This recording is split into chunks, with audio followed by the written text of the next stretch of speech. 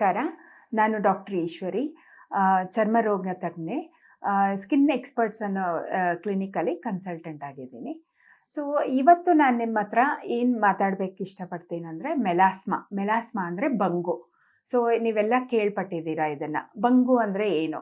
ಈ butterfly area ಇದೆಯಲ್ಲ, ಮೂಗ್ ಮೇಲೆ, ಆಮೇಲೆ ಈ ಚೀಕ್ಸಲ್ಲಿ ಬಟರ್ಫ್ಲೈ ರೂಪದಲ್ಲಿ ನಿಮಗೆ ಆ ಛಾಯೆ, ಕಪ್ಪು ಛಾಯೆ ಬರುತ್ತಲ್ಲ, ಕಪ್ಪು ಕಲರ್ ಆಗುತ್ತೆ. ಸೊ ಇದಕ್ಕೆ ಮೆಲಾಸ್ಮಾ ಅಂತ ಹೇಳ್ತೀವಿ. ಇದು ಯಾರಲ್ಲಿ ಬರುತ್ತೆ? ಯೂಶಲಿ ಪ್ರೆಗ್ನೆಂಟ್ ಲೇಡೀಸ್ ನಾವು ನೋಡ್ತೀವಿ, ಅವ್ರ ಪ್ರೆಗ್ನೆನ್ಸಿ ಆದಮೇಲೆ ಶುರುವಾಯಿತು ಅಂತ ಹೇಳ್ತಾರೆ. ಆಮೇಲೆ ಕೆಲವರಲ್ಲಿ ತುಂಬ ಬಿಸಿಲಲ್ಲಿ ಓಡಾಡ್ತಾ ಇರ್ತಾರಲ್ಲ, ಅಂಥವರಲ್ಲೂ ಬರುತ್ತೆ ಮೆಲಾಸ್ಮಾ. ಸೊ ಇದು ಏನು ಕಾರಣದಿಂದ ಬರುತ್ತೆ? Melasma first hormonal. ಸೊ ಪ್ರೆಗ್ನೆನ್ಸಿಲಿ ಎಷ್ಟೊಂದು ಹಾರ್ಮೋನಲ್ ಚೇಂಜಸ್ ಆಗತ್ತಲ್ಲ, ಸೊ ಅದ್ರ ಸಲುವಾಗಿ ಈ ಮೆಲಾಸ್ಮಾ ಬರುತ್ತೆ. ಆಮೇಲೆ ಬಿಸಿಲು, ಸನ್, ಸೊ ಇದರಿಂದನೂ ಬರುತ್ತೆ. ಥರ್ಡ್ ರೀಸನ್ ಏನಂದರೆ ಥೈರಾಯ್ಡ್ ಅಬ್ನಾರ್ಮ್ಯಾಲಿಟಿ ಇರೋರ್ಗು ಮೆಲಾಸ್ಮಾ ಬರುತ್ತೆ. ಫೋರ್ತ್ ರೀಸನ್ ಅನೀಮಿಯಾ, ನಿಮ್ಮ ಹಿಮೋಗ್ಲೋಬಿನ್ ಕಡಿಮೆ ಆದರೆ ಅದರಿಂದನೂ ಮೆಲಾಸ್ಮಾ ಬರುತ್ತೆ. ಸೊ ಈ ಕಪ್ಪು ಛಾಯೆ ಸಡನ್ನಾಗಿ ಅದು ಈ ಬೆಳ್ಳಗಿರೋರಿಗೆ ಕಪ್ಪು ಛಾಯೆ ಬಂದಾಗ ಅದು ಕಾಂಟ್ರಾಸ್ಟ್ ಇರೋದ್ರಿಂದ ತುಂಬ ಕೆಟ್ಟದಾಗಿ ಕಾಣಿಸುತ್ತೆ. ಆಮೇಲೆ ಅವ್ರಿಗೂ ಆ ಕಾನ್ಫಿಡೆನ್ಸ್ ಲೆವೆಲ್ ಕಡಿಮೆ ಆಗುತ್ತೆ. ಸೊ ಇದನ್ನು ಹೋಗಿಸ್ಲಿಕ್ಕೆ ಏನು ಮಾಡ್ತಾರೆ, ಆ್ಯಕ್ಚುಲಿ ಕರೆಕ್ಟಾಗಿ ಟ್ರೀಟ್ಮೆಂಟ್ನ ಡಾಕ್ಟರ್ ಹತ್ರನೇ, ಡರ್ಮಟಾಲಜಿಸ್ಟ್ ಹತ್ರನೇ ಹೋಗಿ ತಗೋಬೇಕು. ಇದನ್ನು ಮನೆ ಮದ್ದು ಅಂತ ಹೇಳಿ ಅಥವಾ ಇದು ಮೆಡಿಕಲ್ ಶಾಪಲ್ಲಿ ಹೋಗಿ ಟ್ರೀಟ್ಮೆಂಟ್ ತಗೊಂಡಾಗ ಅವ್ರು ಯೂಶಲಿ ಟ್ರಿಪಲ್ ಕಾಂಬಿನೇಷನ್ ಟ್ರೀಟ್ಮೆಂಟ್ ಅಂತ ಅದರಲ್ಲಿ ಸ್ಟೀರಾಯ್ಡ್ ಇರೋ ಅಂಥ ಕ್ರೀಮ್ ಕೊಡ್ತಾರೆ. ಅದು ಕರೆಕ್ಟ್ ಟ್ರೀಟ್ಮೆಂಟೇ ಆದ್ರೂ ಮೆಡಿಕಲ್ ಶಾಪ್ ಅವ್ರಿಗೆ ಅದು ಏನು ಹೇಳಬೇಕು, ಅದನ್ನು ಏನು ಸಲಹೆ ಕೊಡಬೇಕು ಕರೆಕ್ಟಾಗಿ ಅವ್ರಿಗೆ ಗೊತ್ತಾಗೋದಿಲ್ಲ. ಸೊ ಈ ಸ್ಟೀರಾಯ್ಡ್ ಹಚ್ಚಿ ಅದು ಹೋಗ್ಬಿಡತ್ತೆ ತಕ್ಷಣ, ಆ ಕಲರೆಲ್ಲ ಹೋದಾಗ ಅವ್ರಿಗೆ ಖುಷಿ ಆಗತ್ತೆ. ಸೊ ಅದನ್ನೇ ಕಂಟಿನ್ಯೂ ಮಾಡ್ತಾ ಇದ್ದಾಗ ಸ್ಕಿನ್ ತುಂಬ ತೆಳ್ಳಗಾಗಿ ಡ್ಯಾಮೇಜ್ ಆಗಿಬಿಡುತ್ತೆ. ಆಮೇಲೆ ಅದ್ರ ಮೇಲೆ ಮೊಡವೆ ಗುಳ್ಳೆಗಳು ಬಂದು ರೊಸೇಷಿಯಾ ಅಂತ, ಆಮೇಲೆ ಸ್ಟೀರಾಯ್ಡ್ ಡ್ಯಾಮೇಜ್ಡ್ ಫೇಸಸ್ ಅಂತ ಈ ಥರ ಸಮಸ್ಯೆಗಳು ಜಾಸ್ತಿ ಆಗಿ ಮತ್ತೆ ಅದನ್ನು ಟ್ರೀಟ್ಮೆಂಟೇ ಮಾಡೋಕ್ಕಾಗದೇ ಇರೋ ಲೆವೆಲ್ಗೆ ತಂದುಬಿಡ್ತಾರೆ. ಸೊ ಆದ ಕಾರಣ ನೀವು ಸ್ಪೆಷಲಿಸ್ಟ್ ಬಳಿನೇ ಹೋಗಬೇಕು, ಇದಕ್ಕೆ ಕರೆಕ್ಟ್ ಟ್ರೀಟ್ಮೆಂಟ್ ತೊಗೋಬೇಕಾಗತ್ತೆ. ಸೊ ಮೆಲಾಸ್ಮಾ ಅಂದಿದ ತಕ್ಷಣ ಬರೀ ಕ್ರೀಮ್ಸ್ ಹಚ್ಚಿ ಹೋಗಿಸೋದಲ್ಲ, ಆ ಕಾರಣಗಳು ಏನೇನು ಅಂತ ಕಂಡು ಹಿಡಿದು ಆಮೇಲೆ ಅದಕ್ಕೆ ಕರೆಕ್ಟಾದ ಟ್ರೀಟ್ಮೆಂಟ್ ತೊಗೋಬೇಕು. ಈಗ ಹಾರ್ಮೋನಲ್ ಕಾರಣ ಇದ್ದರೆ, ಅಂದರೆ PCOD ಆ ಥರ ಹಾರ್ಮೋನಲ್ ಇದ್ದಿದ್ರೆ ಅದನ್ನು ಕರೆಕ್ಷನ್ ಮಾಡ್ಕೋಬೇಕಾಗತ್ತೆ.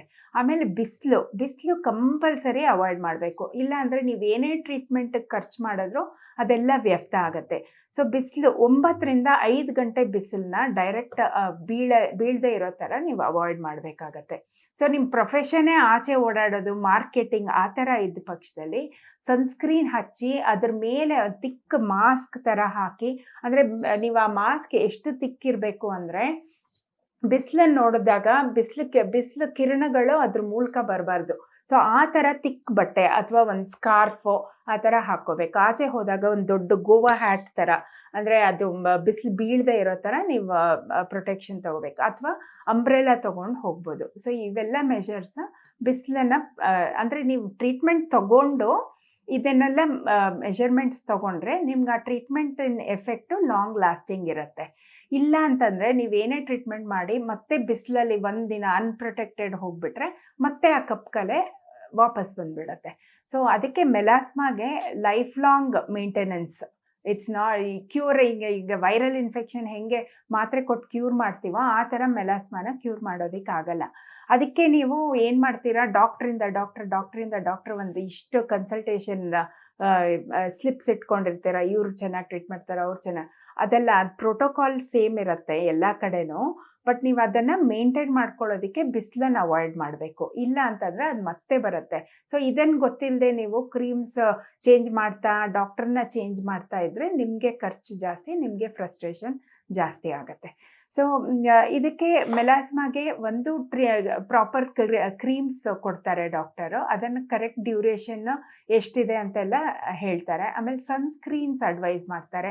ಸನ್ಸ್ಕ್ರೀನ್ ತುಂಬ ಇಂಪಾರ್ಟೆಂಟು. ನೀವು ಆಚೆ ಹೋಗಿ ತಕ್ಷಣ ಹಚ್ಕೊಂಡು ಹೋದರೆ ಅದೇನು ಪ್ರಯೋಜನ ಆಗಲ್ಲ. ಅರ್ಧ ಗಂಟೆ ಮುಂಚೆನೇ ಹಚ್ಕೊಂಡು ಹೋಗಬೇಕು, ಆವಾಗಲೇ ಅದು ಪ್ರೊಟೆಕ್ಟ್ ಮಾಡುತ್ತೆ.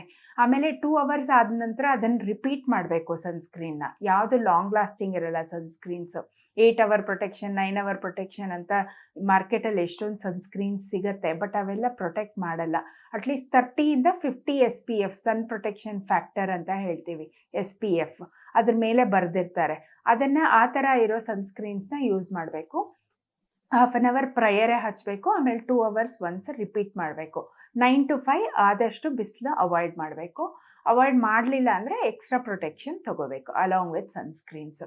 ಸೊ ಇದಿಷ್ಟು ಮಾಡಿದ್ರೆ ನಿಮಗೆ ಮೆಲಾಸ್ಮಾಗೆ ಏನು ಟ್ರೀಟ್ಮೆಂಟ್ ತೊಗೋತೀರೋ ಅದು ಲಾಂಗ್ ಲಾಸ್ಟಿಂಗ್ ಇರುತ್ತೆ.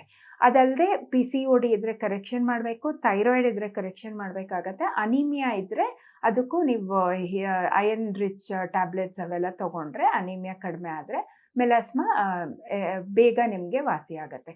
ಇದಲ್ಲದೆ ಪ್ರೊಸೀಜರಲ್ ಟ್ರೀಟ್ಮೆಂಟ್ಸ್ ಇದೆ, ಕೆಮಿಕಲ್ ಪೀಲ್ಸ್ ಮಾಡ್ಬೋದು, ಲೇಸರ್ ಟ್ರೀಟ್ಮೆಂಟ್ ಇದೆ, ಆಮೇಲೆ ಟ್ರಾನೆಕ್ಸಮಿಕ್ ಆ್ಯಸಿಡ್ ಇಂಜೆಕ್ಷನ್ಸ್ ಕೊಡ್ತೀವಿ. ಸೊ ಇವೆಲ್ಲ ಹಲವಾರು ಅಡ್ವಾನ್ಸ್ಡ್ ಥೆರಪಿಗಳಿದೆ. ಸೊ ಮೆಲಾಸ್ಮಾ ಬಂದವರು ತುಂಬ ಬೇಜಾರು ಮಾಡ್ಕೊಳ್ಳೋ ಅಂಥ ಅವಶ್ಯಕತೆ ಇಲ್ಲ, ಹಲವಾರು ಟ್ರೀಟ್ಮೆಂಟ್ಸ್ ಇದೆ. ಬಟ್ ಅದ್ರ ಬಗ್ಗೆ ಸರಿಯಾಗಿ ತಿಳ್ಕೊಂಡು ಕರೆಕ್ಟಾಗಿ ಫಾಲೋ ಮಾಡಿದ್ರೆ ನಿಮ್ಮ ಸಮಸ್ಯೆ ಪರಿಹಾರ ಆಗುತ್ತೆ. Thank you.